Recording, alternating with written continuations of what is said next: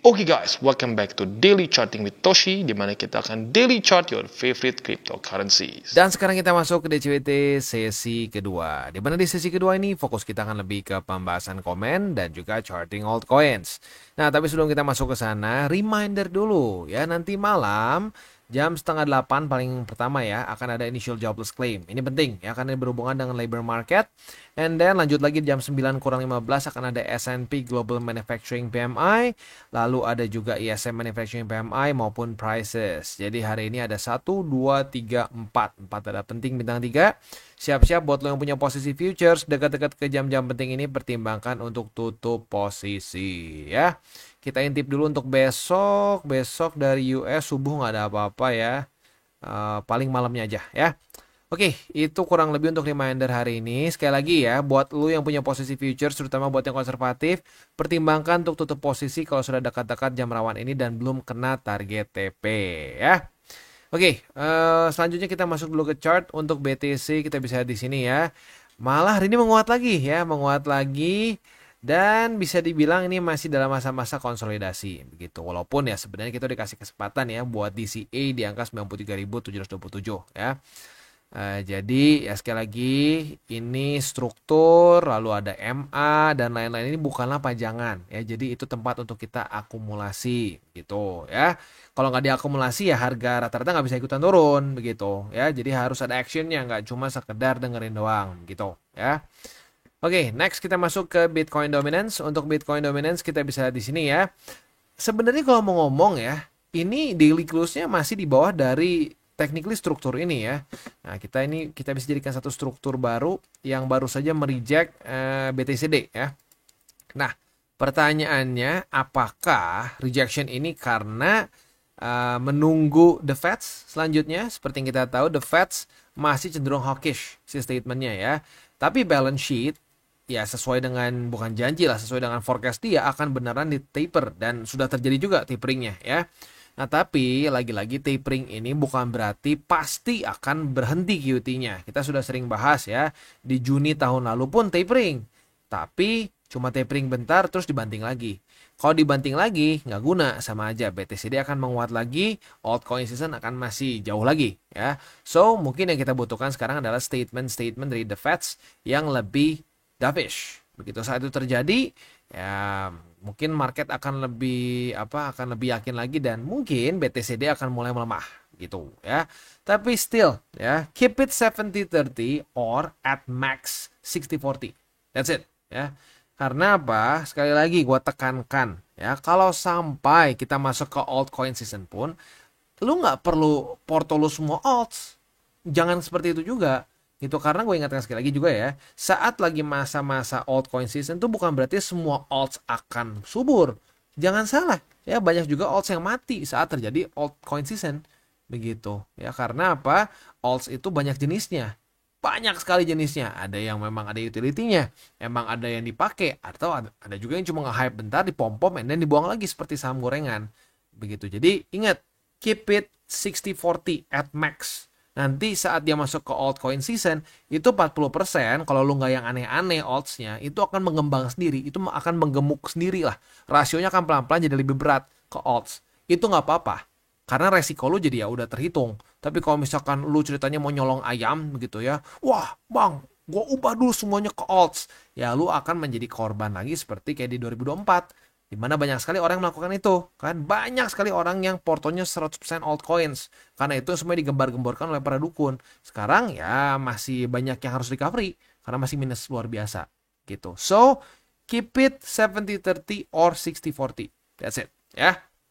Oke, next kita masuk aja langsung ke komen ya. Untuk yang pertama datang dari Alpha Traders OKX. Ini ada yang kelewat nggak? Coba lihat. Kayaknya nggak ini. Oh udah sehari lalu. Oke. Jadi yang pertama dari Alpha Traders OKX. Cara trading saya sama dengan Brotoshi, yaitu DCA, tapi saya full DCA perpetual. Berarti futures ya. Oke, berarti setupnya beda. Kalau gue DCA itu di spot, bukan di futures ya, bukan bukan perpetual futures. Typical short term trader, begitu dapat 5% cabut. Oke, ya mungkin kalau untuk futuresnya mirip, tapi kalau untuk DCA-nya sekali lagi gue nggak pakai untuk di futures ya. DCA gue pakai hanya untuk di spot. Setiap video Anda saya tunggu untuk mengonfirmasi apakah langkah saya sudah on track atau off track dengan insight yang Anda berikan. Thanks, salam tabur tuai. Mantap ya. Sebenarnya gini ya, 5% tuh oke. 5%, 3% oke ya. Jangan punya target yang aneh-aneh ya. Ini boleh dicontoh ya, target jangan yang ngawang-ngawang gitu ya. Pengen sekali trade 20, 30%. Ya, itu mimpi begitu ya. 5% tuh udah tinggi dihitungnya sebenarnya ya. Tinggal ya pastikan saja, gini ini boleh ya konten kita dipakaikan untuk mengafirmasi in general secara arah kemana, tetapi tetap harus punya SOP yang lengkap ya. Mulai dari cara masuk, cara keluar, SL, TP-nya di mana, begitu ya. Next.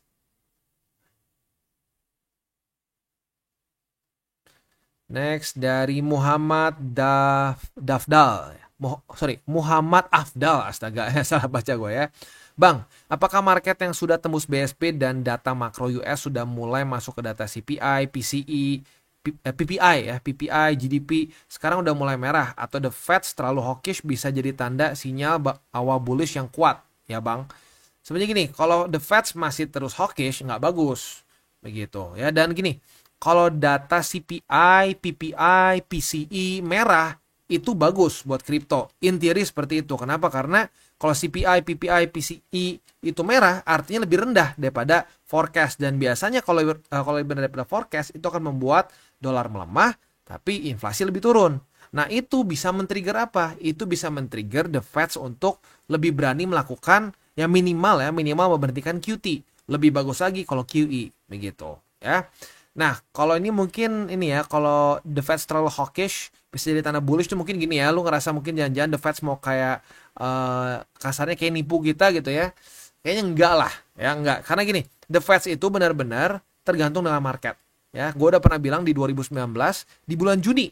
Jerome juga tuh waktu itu ya. Jerome waktu itu masih baru-baru tuh jadi chairman ya. Sekarang udah lumayan lama kan. 2 periode tuh soalnya zaman Trump, zaman Biden ya. Nah, dia bilang di Juni kita tidak ada rencana, atau lebih tepatnya the Fed tidak ada rencana untuk menurunkan suku bunga. Bulan depannya, Julinya turun. Kenapa? Ya karena kita tahu di masa-masa itu COVID menyerang, economic downturn gila-gilaan. Begitu. Jadi sebenarnya gini ya, saat the Fed hawkish itu bukan dia mungkin mau ngibulin kita. Begitu. Memang kadang-kadang ya mereka berpikir seperti itu aja. Tapi kalau sampai ada perubahan di market yang signifikan, misalkan ya pengangguran meningkat tiba-tiba begitu ya, meningkat dengan lumayan lah, jangan ekstrim juga, karena kalau terlalu ekstrim juga itu bisa malah masuk ke resesi dulu, which is bad, atau at least bisa masuk ke economic downturn, itu juga kita nggak mau. Jadi meningkat dengan cukup concerning sampai the Fed terpaksa harus nge-starter ulang market. Nah itu oke. Itu tapi kita nggak bisa jadikan patokan kalau the Fed masih terdengar hawkish itu adalah tanda-tanda bahwa dia akan kesannya tiba-tiba berubah. Enggak. Ya kita harus ngelihat dari datanya aja. Apakah data dia tiba-tiba atau lebih tepatnya bukan data lah ya.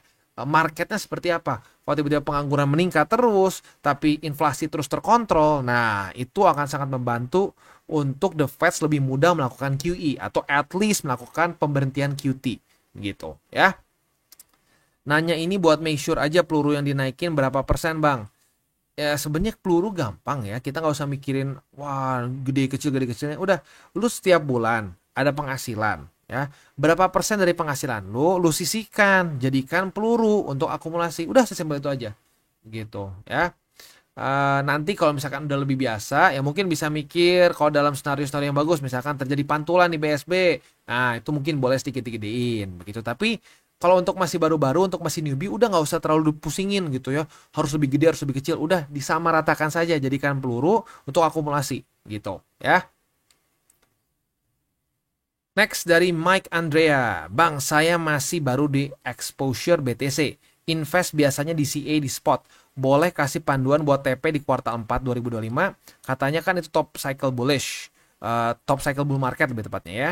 Apa langsung TP 50% atau TP-nya di DCA 20-30% bertahap? Terima kasih, salam tabur tuai, God bless you. Nah ini sebenarnya gue mau bahasnya nanti ya, waktu udah lebih dekat ke kuartal 4. Tapi ya gue kasih dulu bocoran lah ya. Ya sebenarnya kalau udah sampai di kuartal 4, ya itu sebenarnya sama SOP-nya ya, saat dia di luar dari Bollinger Band. Tetapi kalau dia di bulan-bulan November terutama, November-Desember, itu gue akan TP signifikan lebih besar dibandingkan biasanya. Begitu ya, bahkan gue cenderung akan hanya menyisakan sedikit saja porto gue setelah sudah sampai, kalau sampai gini ya, keluar SOP untuk TP di bulan-bulan Oktober, November, Desember. Terutama November, Desember ya. Oktober tuh historically speaking kayaknya nggak pernah bener-bener cycle top di Oktober. Seingat gue tuh antara November, Desember, November, Desember. Untuk Oktober sendiri gue nggak terlalu yakin ada cycle top di sana ya. Coba kita cek. Kita kan lebih suka pakai data ya. Toh juga nggak terlalu banyak data poinnya. Kita bisa langsung cek aja di sini. Nah, di sini all time high di November.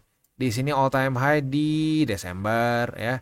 Ini all time high atau lebih tepatnya cycle top di November. Bahkan di 2000, sorry. Ini sebelum halving ya. Kalau sebelum halving datanya dia lebih random ya. Jadi ya makanya kenapa gue bilang ya, teori cycle ini ya per 4 tahun sekali ini tuh sangat berkorelasi dengan halving. Karena lu lihat sebelum halving itu nggak ada statistik dia mendapatkan cycle top di kuartal tertentu begitu ya. Tapi setelah halving itu post halving year atau setahun setelah halving, atau lebih tepatnya bukan setahun setelah halving ya, tapi tahun setelah halving kuartal 4 biasanya. Ya, dan itu semua kuartal 4 lebih semuanya terjadi di November Desember begitu. Nah, kalau sampai keluar SOP TP di November Desember, di situ kita gila-gilaan TP-nya begitu ya.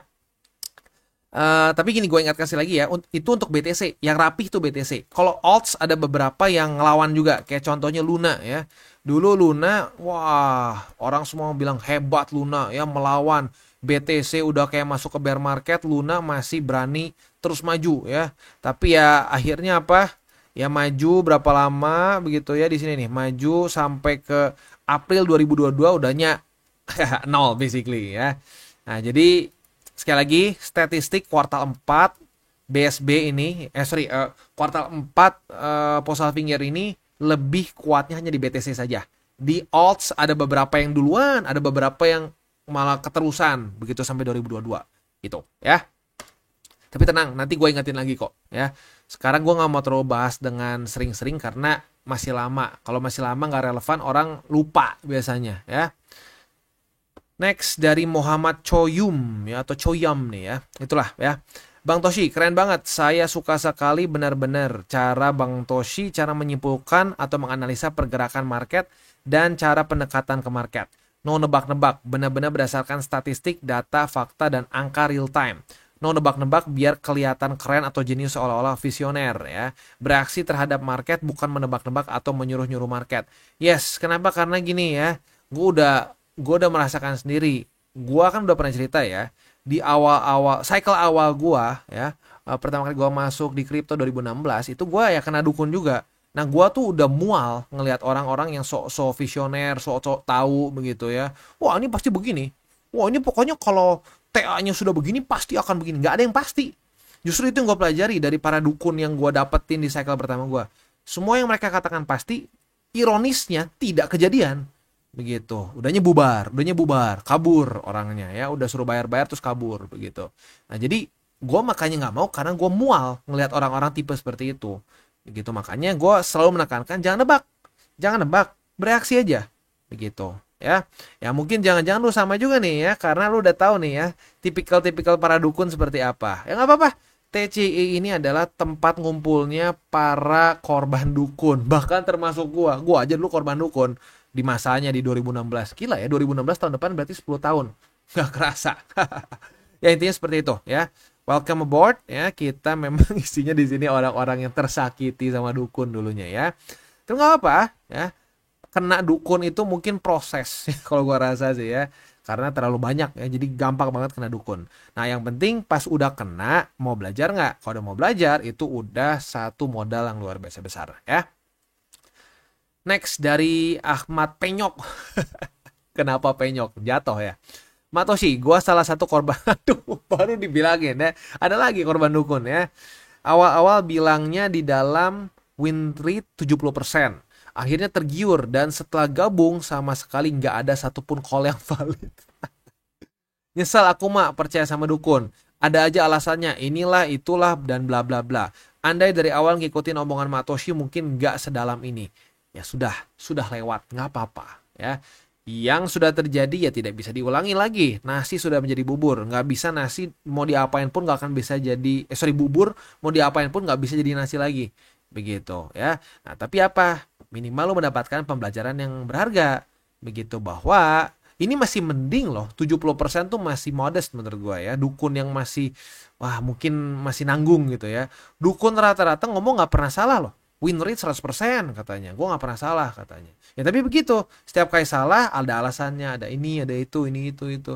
Ya justru itu, alasan-alasan itu sekali lagi adalah pembuktian bahwa tidak ada orang yang tahu market mau spesifiknya percis kemana, gak ada yang tahu. Begitu, kita cuma bisa bereaksi terhadap market. Begitu ya. Dan ya nggak apa-apa lah ya. Jadi gini, lu pikirnya gini lah ya. Aduh, jadi nggak, coba kalau dulu ngikut di sini nggak semerah itu. Ya udah nggak apa, itu adalah uang ini lu lah, uang pangkal lu untuk masuk ke kripto. Lu harus bayar dulu di depan, kena dulu sakitnya. Karena gue juga sama, kena dulu sakitnya, and then belajar lagi. Begitu. Nah, tapi enaknya lu nggak perlu belajar otodidak muntah darah sendiri, karena gue udah cobain tuh otodidak muntah darah sendiri. Begitu. Nah, ini alasan kenapa gue sama Sato buka TCI. Tujuannya adalah untuk supaya orang-orang nggak usah muntah darah bareng kayak gue dulu, bisa nge-skip that bullshit. Nah, tapi baik lagi, banyak orang nggak mau karena bullshit itu menarik. Bullshit yang dikasih dukun tuh menarik, kayaknya enak banget gitu ya dari janji-janjinya begitu. Nah, tapi bagi orang yang mau saja, ya sudah, lu bisa nge-skip that bullshit. Karena udah ada beberapa orang loh ya, walaupun itu minoritas ya, banyaknya kayak lu. Mayoritas dari TCI adalah orang-orang yang kena dulu baru belajar. Ada minoritas di TCI yang gak kena sama sekali. Ngelihat, nonton, bener ya, gue gak mau kena dukun. Udah, jadi gak kena sama sekali. Nah, gue berharap sih kayak gitu semua, tapi pada faktanya enggak. Banyaknya harus kena dulu pembelajaran yang sakit. Karena rasa sakit adalah guru paling efektif, guru paling tinggi kastanya, ya. Karena akan inget terus kayak trauma begitu, ya. Terakhir dari review nih boy. Semenjak ada channel ini, gua sekarang sepenuhnya sadar dan berjanji pada diri sendiri untuk berubah. Dari yang awalnya gegabah dan tidak menjaga resiko, sehingga loss 250 juta di siklus ini ya. Ini loss atau baru minus nih ya. Kalau masih minus ya nggak tahu, moga-moga bisa balik, tapi ya tergantung juga sih lu megangnya apa ya. Sekarang gua siap bebenah untuk at least BEP di November nanti. Ya bagus ya, make sense. Targetnya BEP dulu, nggak usah mikirin lu profit, BEP dulu ya. Makasih banyak Bang Toshi dan tim, karena jasa Anda sangat berarti buat saya. Sekali lagi terima kasih banyak. You're welcome. Ini sekali lagi gue mau tekankan, bagus mikirnya BEP dulu. Ada loh orang yang udah minus parah ya, dikasih hoki ya, balik lagi ya, meme coins yang dia pikir bakal bikin dia kaya balik lagi, nafsunya balik lagi itu. Nah, nafsunya berakar lagi ke hatinya, ujung-ujungnya apa? Ujung-ujungnya pas udah BEP, bukannya dia pikirin TP dulu, bikin porto yang bener, enggak. Wah, ini udah balik, kita bakal lebih gila lagi. Hancur ujung-ujungnya. Ya, waktu masuk benar-benar ke bear marketnya benar-benar minus parah ya. Jadi bagus ya, lu sadar mikirnya BEP dulu. Karena artinya apa? Artinya lu mikirin resiko dulu. Nah, udah sembuh nih. Udah mulai sembuh minimal ya. Mantap. Oke, beres untuk komennya. Selanjutnya kita masuk ke buy limit. Tetapi sebelum kita masuk ke buy limit, seperti biasa disclaimer dulu bahwa semua konten dari TCI bukanlah financial advice. Semua bentuknya adalah edukasi ya. Dan untuk sponsor kita pada hari ini adalah Huobi. Huobi ini adalah suatu platform untuk kita trade futures ya. Yang unik dari Huobi ini adalah mereka ada AI. Nah, AI ini ada berbagai macam jenis. Ada AI yang secara resikonya medium, ada yang lebih low risk, ada juga yang high risk ya. Nah, ini kalau gua perhatiin lebih berurusan ke berapa besar leverage yang dia pakai begitu ya. Nah, lalu selanjutnya lu bisa lihat lagi resikonya dari jenis aset yang trading kan. Contoh di sini BTC only, low risk, long term. Wah, ini yang paling konservatif begitu ya. Biasanya nggak terlalu profitnya nggak terlalu gede, tapi kalau loss pun ya nggak gede-gede amat juga gitu ya. Nah, yang medium ya sesuai ya. Jadi ada berbagai macam jenis AI yang lu bisa pakai gitu ya. Nah, selain dari itu juga di sini lu bisa trade biasa, begitu buat lo yang tertarik untuk trade futures biasa juga bisa lakukan di sini ya. Dan yang unik juga dari Huobi ini adalah mereka ada rebate voucher. Nah, rebate voucher ini biasanya hanya 100 USDT saja bagi lo yang menggunakan kode referral kita di bawah. Jadi di upgrade ya. Upgrade ke berapa? Dari 100 USDT ya. Jadi ke 250 gitu. Tapi ini rebate voucher ya, bukan lu bisa WD 250. Kalau gitu caranya bangkrut nih ya. Ini platform bangkrut kalau misalnya bisa WD. Tapi sekali lagi tujuannya adalah untuk rebate voucher ya. Buat yang tertarik untuk coba Wobby, silahkan bisa menggunakan link reflektor di bawah dan mulai trade di Wobby. Oke, dan sekarang kita masuk ke Cardano. Untuk Cardano kita bisa di sini sudah dapat posisi long. Retest 1, retest 2 sudah terjadi di angka 0,68253. Ini struktur ya, struktur support yang terbentuk di Februari kemarin ya. Nah, posisi long kita ini target TP-nya ada di angka 0,72099. Buat yang lebih konservatif boleh pertimbangkan di sini nih ya. Di struktur angka 0,7026 ya. Atau ya kalau udah dekat-dekat ke jam rawan yaitu di jam 7:30 paling dekat ya, pertimbangkan tutup posisi buat yang konservatif. Buat yang agresif pengen terus dihajar ya, hajar aja bang biarin. Nah, minimal pasang SL ya. Oke, untuk posisi spotnya ada di angka 0,6825. Lalu ada juga di sini MA20, ini 50 ini terlalu dekat, jadi kita hitung confirm saja ya. Dan yang ketiga ada di angka 0,630722 ya. Next kita masuk ke BNB. Untuk BNB kemarin sudah terjadi retest pertama di angka 597,078. Nah, apabila pada hari ini terjadi retest kedua, kita bisa buka posisi long. Target TP ada beberapa. Yang konservatif boleh pertimbangkan di MA50 ya di sini. Buat yang lebih agresif boleh pertimbangkan di angka 607,632. Untuk posisi spotnya ada di angka 597,078 yang converge dengan MA20. Lalu ada struktur lagi selanjutnya di bawah 591,47 dan yang terakhir di 568,716. Next kita masuk ke SUI. Untuk SUI di sini sayangnya kita kena cut loss ya. Retest 1, retest 1. Oh, tar. Buat yang konservatif, udah ada, sorry. Buat yang konservatif udah TP di sini ya. Udah sempet TP kemarin lusa di tanggal 29. Nah, buat yang agresif kena cut loss ya. Nah, gue sedikit lupa ya. Jadi sekali lagi buat yang konservatif udah TP langsung di hari yang sama ya waktu dia buka. Nah, buat yang agresif yang mempertahankan posisi yang target TP-nya awalnya di 4,033 sayangnya nggak kena ya. Jadi cut loss. Nah, ini sekali lagi reminder ya, agresif itu nggak selalu lebih profit. Kadang-kadang konservatif walaupun mungkin secara persentase seringkali lebih kecil dibandingkan dengan yang agresif. Nah, tapi biasanya yang agresif lebih sering kena cut loss gitu ya. Oke. Next, langsung aja posisi spotnya karena belum ada setup lagi juga.